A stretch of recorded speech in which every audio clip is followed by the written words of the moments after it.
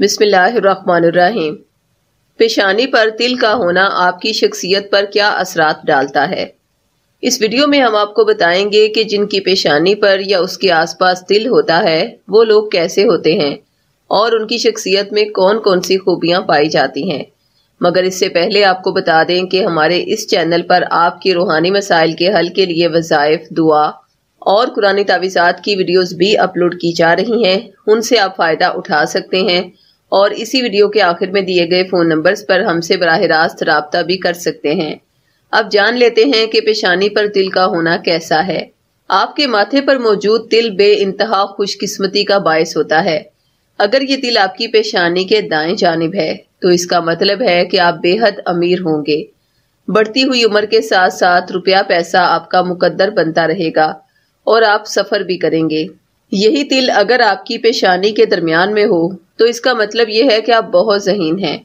आपकी समझदारी की दूसरे लोग तारीफ करने पर मजबूर हो जाएंगे। अगर ये तिल पेशानी के बाएं तरफ मौजूद है तो ऐसे लोग ज्यादातर अपनी जात के अलावा किसी दूसरे के बारे में नहीं सोचते, दूसरों की मदद करना पसंद करते हैं। अगर ये तिल उनकी आईब्रो के दरमियान में हो तो ऐसे लोग बहुत मेहनती होते हैं और दुरुस्त प्लानिंग करें तो बहुत पैसा कमाते हैं। ये लोग अपने जज्बात पर काबू पाना सीख लें तो खुशहाल जिंदगी गुजारते हैं। इनमें लीडरशिप क्वालिटीज मौजूद होती हैं, इसलिए ऐसे लोग अपने मातहत अफराद को बहुत आसानी से डील कर लेते हैं।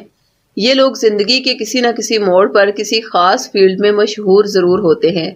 अगर आपकी आईब्रो पर तिल है तो इसका मतलब है कि आप शादी के बाद बहुत खुशहाल जिंदगी गुजार सकते हैं, लेकिन इसके लिए आपको अपने रवैये में उतार चढ़ाव लाना होगा।